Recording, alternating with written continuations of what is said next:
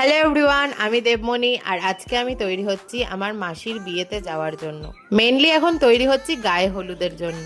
আর হ্যাঁ, আমি গায়ে হলুদে যাওয়ার জন্য হলুদ চুজ করিনি, একটু স্বাদ বদলের জন্য আমি মেরুন কালারটা চুজ করেছি। আর আগের দিন রাতে আমি মোজা দিয়ে কার্ল করে রেখেছিলাম, আর সেটা সত্যি খুব সুন্দর টার্ন আউট হয়েছিল, তাই আমি এটা দেখে খুবই অবাক হয়ে গিয়েছিলাম। তবে হ্যাঁ, তোমাদের কাছে যদি সেটিং স্প্রে থাকে তো ফার্স্টে এটা খোলার পর সেটিং স্প্রে অ্যাপ্লাই করে নেবে। আমার কাছে ছিল না বলে আমার এটা বেশিক্ষণ স্টে করেনি। যদি সেটিং স্প্রে দেওয়া হতো তাহলে এটা স্টে করতো। তো তারপর একে একে আমার জুয়েলারিজ গুলো পরে নিলাম। ফার্স্টে আমি এই চেনটা চুজ করেছিলাম, তারপর দেখলাম এটা অতটা ভালো লাগছে না, তো আমি আমার বেসিক লাভ শেপের ওই চেনটাই আবার পরে নিলাম।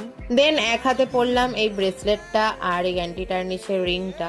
ওই দিন আমরা অনেকটাই সকাল সকাল বেরিয়েছিলাম আর ট্রেনে করে অনেকটা জার্নি বলে আমি মেকআপ কিছুই করিনি, জাস্ট আমি সেদিন সানস্ক্রিন অ্যাপ্লাই করেছিলাম আর লিপস্টিক তো ম্যান্ডেটারি।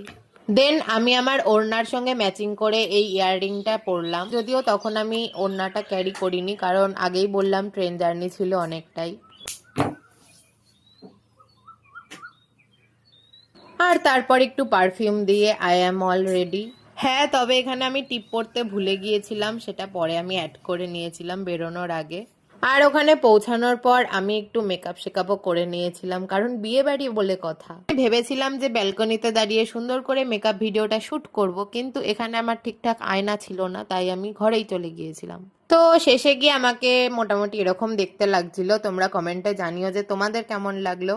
আর ট্রেন জার্নির পর আমার চুলটা পেছন দিয়ে এরকম দেখতে লাগছিল। আই থিঙ্ক মোটামুটি ভালোই লাগছে। তো খুব তাড়াতাড়ি বিয়ে বাড়ির আরো ভ্লগস আসছে, তো সেগুলো দেখতে হলে এই ভিডিওটা লাইক করে চ্যানেলটা সাবস্ক্রাইব করে যেও। টাটা।